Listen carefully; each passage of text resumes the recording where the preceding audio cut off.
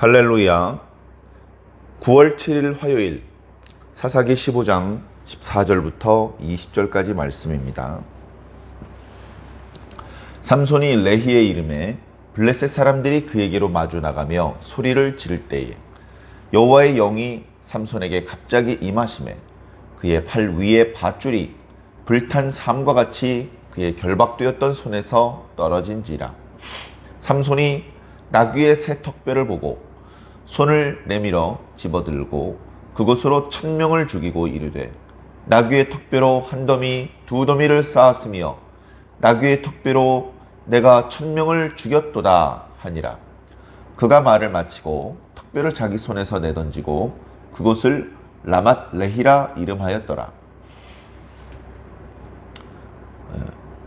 삼손이 심히 목이 말라 여호와께 부르짖어 이르되 주께서 종의 손을 통하여 이 큰 구원을 베푸셨사오나 내가 이제 목말라 죽어서 할례받지 못한 자들의 손에 떨어지겠나이다 하니 하나님이 레히에서 한 우묵한 곳을 터뜨리시니 거기서 물이 솟아나오는지라. 삼손이 그것을 마시고 정신이 회복되어 소생하니 그러므로 그 샘 이름을 엔학고레라 불렀으며 그 샘이 오늘까지 레히에 있더라. 블레셋 사람의 때에 삼손이 이스라엘의 사사로 20년 동안 지냈더라. 아멘. 자, 이렇게 사사기 15장이 마무리가 됩니다. 말씀을 읽어보면 14장에서 시작된 이야기가 이렇게 15장에서 일단락이 되고 있습니다. 삼손의 이야기는 사사기에서 13장부터 16장까지 이렇게 이어지고 있는데요. 잘 아는 것처럼 13장은 삼손이 나타나기 전에 배경에 해당되는 말씀, 당시 시대 배경과 하나님께서 당신의 사자를 삼손의 부모가 되는 사람 단지파 마누아의 집에 가서 그들과 대화를 나누었던 그런 말씀들이 기록되어 있고, 그리고 본격적으로 삼손의 이야기가 14장에 시작되는데 그 삼손이 장성하여서 딥나라고 하는 포도원이 많기로 유명한 블레셋 사람의 마을에 갔다가 한 여인을 보고 사랑에 빠져서 결혼을 하게 된 이야기. 물론 순탄하게 결혼을 하고 행복한 가정을 이루지는 못했습니다. 그러고 그때 있었던 여러 가지 일들이 15장으로 마무리가 됩니다. 16장에는 우리가 잘 알고 있는 들릴라의 이야기와 삼손의 최후의 이야기가 나타나고 있죠. 삼손의 이야기는 다른 어떤 사사들의 이야기보다도 더 많은 분량 사사기에 기록되고 있습니다만 다른 사사들과는 달리 너무나도 영적으로 어둡고 또 암울한 그런 모습들을 삼손의 이야기에서는 보여주고 있습니다. 삼손은 그 자체로 어른스럽지 못했고 또 이스라엘 사람답지 못했습니다. 사사답지도 못했고 또 그는 태어날 때부터 하나님께 바쳐진 나실인이라고 하였는데도 불구하고 사체에 손을 대고 포도주를 즐겨 마시는 그런 모습들을 보면 전혀 하나님 앞에 바쳐지는 나실인답지도 못했습니다. 그럼에도 불구하고 하나님께서는 이 같은 삼손을 당신의 도구로 사용하셨고 때때로 그에게 성령을 부어주셔서 엄청난 힘을 쓰게 하셨고 그 과정에서 블레셋 사람들은 향한 하나님의 심판을 베풀게 하셨습니다. 삼손이 자기가 하나님의 사사인지 이런 행동들을 통하여서 하나님께서 자신을 통하여 블레셋 사람들에게 심판을 베푸시고 블레셋 사람들이 더 이상 이스라엘 사람들을 다스리지 못하게 그렇게 하시는 것인지에 대한 자의식도 별로 없는 것 같습니다.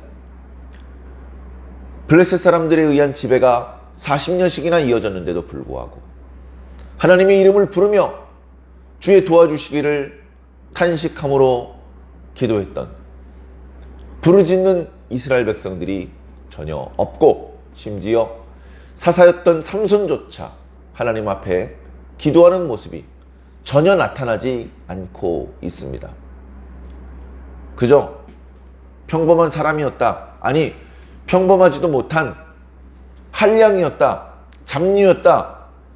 전에 보면 입다 주변에 모였던 사람들, 아비멜렉이 돈을 주고 샀던 사람들, 분명히 단정하지 못하고 건달처럼 살던 사람들이죠. 그런 사람들 중에 한 명의 모습이었다라고 한다면 이해해 볼 수 있을 것 같습니다. 말도 안 통하고 막무가내고, 술 마시고 싶으면 마시고, 예쁜 여자가 보이면 쫓아가고, 누가 성미를 건드리면 화를 내면서 싸우고, 이런 모습들이 바로 그런 모습이었던 것입니다. 딥나로 내려갔는데 어떤 아름다운 여인을 보고 결혼하기로 했습니다. 그래, 결혼식이 진행되는 일주일간의 결혼 축하 파티가 진행되는 과정에서 퀴즈를 내었다가 그 퀴즈를 알아맞히지 못했던 블레셋 사람들이 삼손의 아내가 될 여자를 협박해서 빨리 네 남편을 졸라, 이 수수께끼의 답을 우리에게 알려주시오. 그래, 일주일 내내 즐거워야 될 결혼식 축하 파티가, 삼손은 저녁마다 아내가 울면서 당신은 나를 사랑하지 않는군요. 어찌하여 나에게 그 수수께끼의 비밀을 알려주지 않는 것이요. 그렇게 다그치는 통에 견딜 수가 없어서 결국 그 수수께끼의 답을 알려줄 수밖에 없었고, 수수께끼의 답을 전에 들었던 블레셋 사람들이 답을 맞히자 화를 내면서 죄 없는 사람들 습격해서 그들을 죽이고 그들의 의복을 빼앗아서 그날 결혼식에 왔던 사람들한테 던져 주었습니다. 그리고는 화가 났기 때문에 그 결혼식을 온전히 마무리하지 못하고 자기 부모의 집으로 돌아가 버렸죠. 그 사이에 삼손의 아내가 될 뻔한 여자는 다른 사람의 차지가 되고 말았습니다.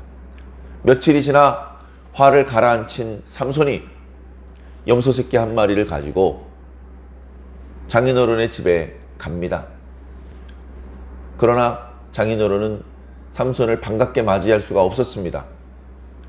삼손의 아내로 주기로 했던 자신의 큰딸을 다른 사람에게 주었기 때문에 그렇습니다. 그 이야기를 듣고 삼손이 분노했죠. 여우를 잡아서 꼬리에 불을 붙여가지고 블레셋 사람들의 들판과 포도원과 감람원을 태우게 했습니다. 많은 블레셋 사람들이 경제적인 타격을 입었습니다. 그들이 화가 나서 도대체 어떤 놈이 우리 포도원에 불을 질렀느냐, 우리 밀밭에 불을 질렀느냐. 조사해 보니 딥나에 있는 어떤 사람의 집에 그 집 딸과 결혼하기로 했던 삼손이 그렇게 했다. 그 집 사람이 삼손에게 주기로 했던 아내를 다른 사람에게 주었대더라. 그 딥나에 있는 사람이 잘못했네. 그래서 이 모든 일에 대하여 당신이 책임이 져야 됩니다. 그래서 그 집 식구들을 몰살시키는 그런 또 끔찍한 일이 있었죠. 그 소식을 이제 또 삼손이 들었습니다. 그리고서 내가 너희들이 이런 행동을 하였으니 내가 너희들을 해하더라도 잘못이 없을 것이다. 그렇게 하고선 그들을 닥치는 대로 때려서 또 며칠 죽입니다. 그리고선 이제 도망을 간 것이 레이 지방, 유다 사람들의 그 골짜기에, 에담 골짜기에 이제 피하여 숨습니다. 이제 일이 점점 커집니다. 블레셋 사람들은 삼손 한 명을 잡기 위하여서 군대를 동원합니다. 유다를 향하여 진을 쳤더니 유다 사람들이 아니 저희들이 뭘 잘못했길래 이렇게 많은 병사들을 이끌고 여기까지 왔습니까? 우리는 너희를 싸우려는 것이 아니다. 너희와 싸우려는 것이 삼손을 잡기 위한 것이다. 삼손을 우리가 잡아드리겠습니다. 우리를 공격하지 마십시오. 유다 사람 3,000명이 흩어져서 삼손을 찾았습니다. 삼손을 발견했죠. 지금은 블레셋 사람들이 이스라엘을 다스리는 시대인데 네가 어찌하여 블레셋 사람들을 노하게 하였느냐? 그들이 나에게 했던 대로 내가 그들에게 안 갚음했을 뿐입니다. 나와라! 해서 결박해서 블레셋 사람에게 넘겨주었죠. 오늘 말씀은 그 뒷부분입니다. 두 겹으로, 한 번도 써보지 못했던 새 줄로 두 겹으로 삼손을 꽁꽁 결박을 하고 넘겨주었습니다. 유다 사람들은 이제 위험에서 벗어났죠. 삼손을 잡기 원했던 블레셋 사람들은 삼손이 결박되어서 자신들에게 넘겨지는 것을 멀찍이서 보고 환호성을 질렀습니다. 큰 전투에서 승리한 것 마냥 기뻐했죠. 와, 삼손을 잡았다. 우리 삼손에게 복수하자. 그렇게 블레셋 사람들이 소리를 지르는 순간 하나님의 영이 갑자기 삼손에게 임합니다. 삼손이 강한 괴력을 쓰기 시작합니다.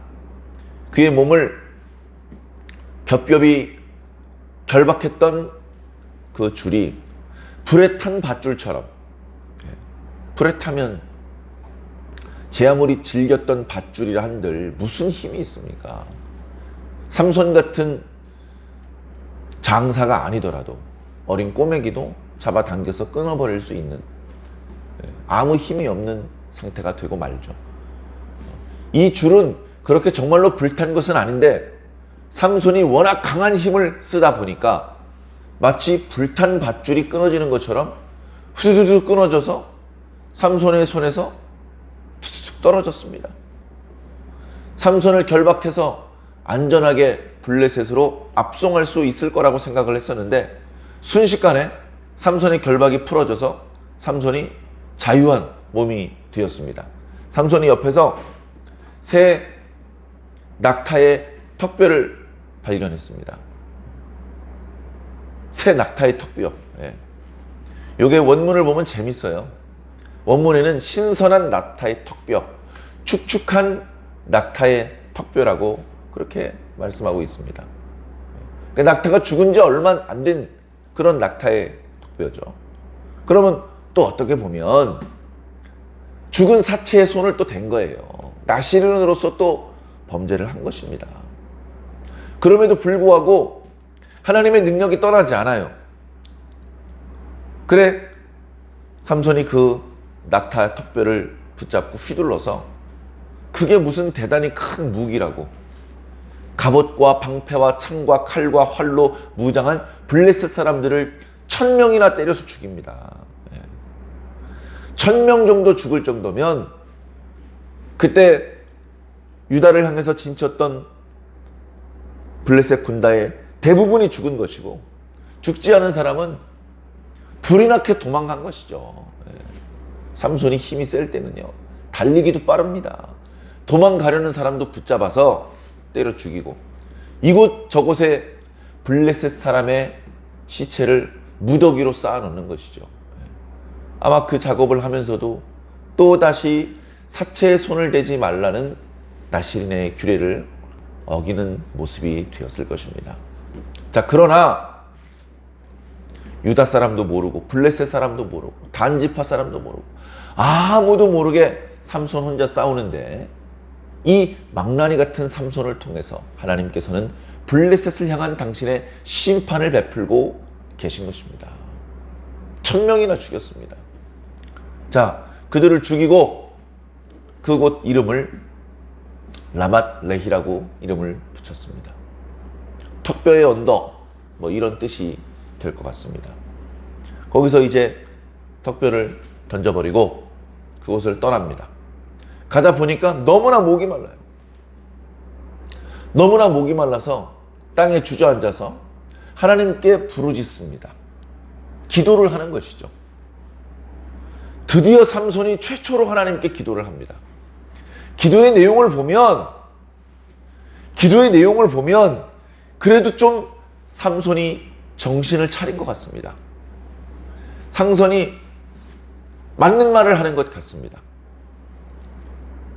근데 조금 그동안 삼손이 살아왔던 모습과 어울리지 않아서 이 기도가 정말 삼손이 한 기도가 맞는지 살짝 의심이 됩니다. 기도의 내용을 살펴보면 삼손이 너무나 목이 말라서 하나님 앞에 이제 간구하는 내용인데요. 주께서 종의 손을 통하여 이 큰 구원을 베푸셨사오니. 이런 일, 자신에게 엄청난 능력이 나타나고 자신이 많은 블레셋 사람을 죽인 일, 이거 주님께서 주도하신 일이구나.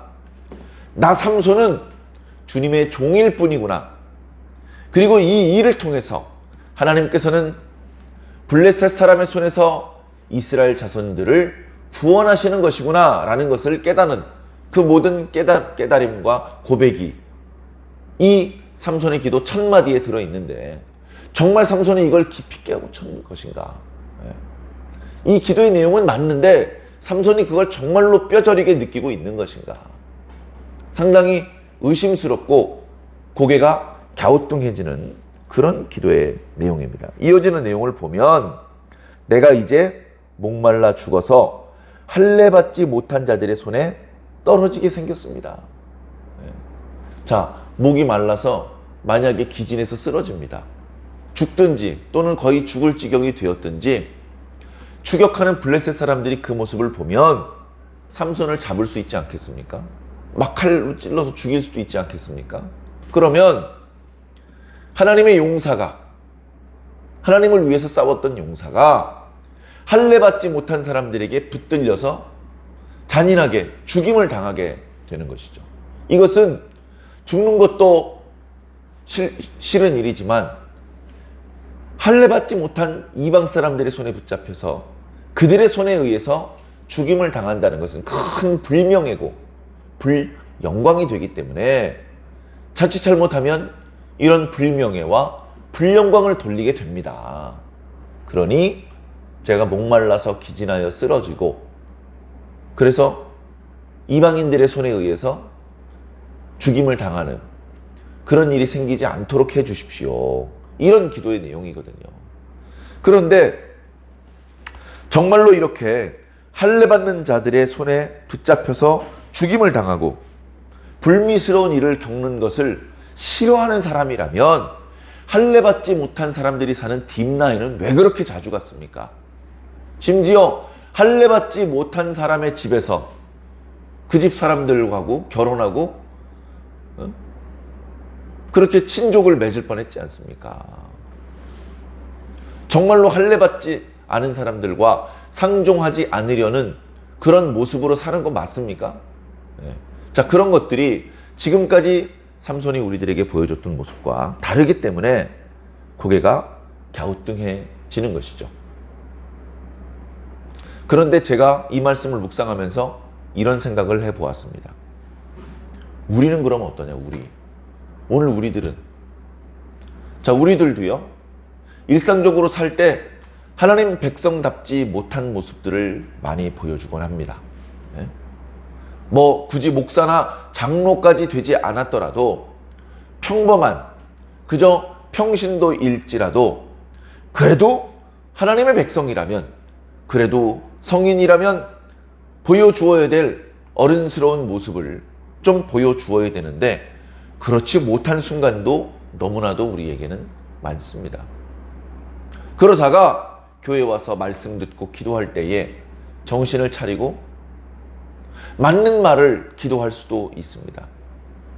우리가 그렇게 옳은 내용으로 기도할 때에 하나님께서 야 임마, 너 임마 평소에는 엉터리로 살고 망나니로 살더니 이제 와서 기도하는 거 들으니까 너 혼자 하나님 다 믿는 것 같다 야, 이렇게 핀잔을 주시거나 야단치지 않으신다는 겁니다. 하나님께서 우리의 언행이 완벽하게 일치가 되지 않더라도 우리를 비웃으시고 우리의 기도를 멸시하지 않으신다는 것입니다. 우리는 너무 엄밀한 잣대를 삼손에게 들이대지 않았으면 좋겠습니다. 삼손이 잘했다는 말씀이 아닙니다. 삼손이 잘못했죠. 그러나 우리가 이런 삼손의 잘못된 모습을 본받아서는 안 되는 것이지만, 그러나 하나님께서 이런 삼손을 너그럽게 대하시는 것에 대하여서 잘못되었다고 말할 수는 없습니다. 때때로 하나님께서 온전한 정신이 삼손에게 들게 하시고 온전한 깨달음을 깨닫게 하여 주시고 바른 말을 할 수도 있게 해줄 수 있는 거 아닙니까? 그렇게 함으로 해서 본래는 망난이었던 삼손이 좀 많이 늦기는 했습니다만, 하나님의 뜻에 대하여, 하나님께서 일하시는 방법에 대하여 조금씩 깨우쳐 가는 것이 아니겠습니까? 하나님께서는 이 삼손의 기도를 탓하지 않으시고 삼손이 원하는 대로 그 옆에 오목한 곳이 터져서 거기서 물이 솟아오르게 하셨습니다. 삼손이 그 물을 마시고 기력을 회복해서 자기 길을 계속해서 갈 수 있었죠. 그리고 그 샘의 이름을 엔학고레라고 불렀으니 그 이름의 뜻은 부르짖는 자의 샘이라는 뜻입니다. 그 샘이 아직까지도 그 지방에 있다라는 말씀으로 삼손의 이야기가 마무리됩니다. 이제 마지막 한 절 남았죠. 블레셋 사람의 때에 삼손이 이스라엘의 사사로 20년 동안 지냈더라. 20년 동안 무슨 일을 했는지 잘 모르겠습니다. 20년 동안 구체적으로 한 일에 대한 기록이 없고 그저 삼손이 태어난 지 20년쯤 되었다라는 말씀을 이렇게 표현한 것이 아닌가. 말씀을 자세히 보면 자세히 볼 것도 없죠. 짧은데요. 삼손이 사사로 있는데 평화가 회복되었다는 말이 없습니다. 그 땅이 20년 동안 평화로웠더라. 다른 사사의 경우는 이렇게 표현하고 있거든요. 그런데 그런 표현이 없습니다. 심지어 여전히 블레셋 사람의 시대이더라 라고 말하고 있습니다. 삼손이 사사지만 이스라엘 사람들은 블레셋 사람으로부터 온전히 구원되어서 평화를 회복한 것은 아니다. 여전히 블레셋 사람의 시대다. 여전히 블레셋 사람이 지금 이스라엘을 다스리고 있다. 배경에 해당되는 말씀에 블레셋 사람이 이스라엘을 40년간 다스렸다라고 그런 말씀을 드렸습니다. 그렇다면 블레셋 사람들이 이스라엘을 다스린 지 19년쯤 되었을 때 하나님의 사자가 단지파 사람 마노아의 집에 찾아갔었고, 그 다음 해에 삼손이 태어났으며 이제 삼손이 20살쯤 되지 않았을까. 하나님께서 이런 특별한 역사를 전개시키지 않았더라면 이스라엘 사람을 다스리는 블레셋 사람의 시대는 40년으로 끝나지 않고 50년, 60년 계속 이어질 수 있을지도 몰랐겠습니다만, 이제 하나님께서 이스라엘 사람도 감당할 수 없고 블레셋 사람도 감당할 수 없는 삼손이라고 하는 아주 독특한 인물을 준비시키셔서 이제 이스라엘을 다스리는 블레셋 사람의 시대가 끝이 나게 하시는 그런 하나님의 방법으로 하나님의 역사를 진행시켜 오시는 것인 것입니다. 이제 그 마지막 이야기가 16장에 펼쳐지는데요. 이어지는 말씀들은 내일과 모레를 통해서 묵상해 나가도록 하겠습니다. 사랑하는 성도 여러분, 오늘도 주님과 함께 동행하시고 우리들은 겸손해서 주님께서 지금 현재 하시는 일들을 느끼고, 그리고 우리가 하는 선한 일들에 대해서도 내가 한 것이 아니고 주님께서 하셨음을 늘 느끼면서 마땅히 칭찬과 영광을 받으셔야 될 하나님께 감사와 찬양을 올려드릴 수 있는 그런 저와 여러분들이 꼭 되기를 주님 이름으로 간절히 축원드립니다.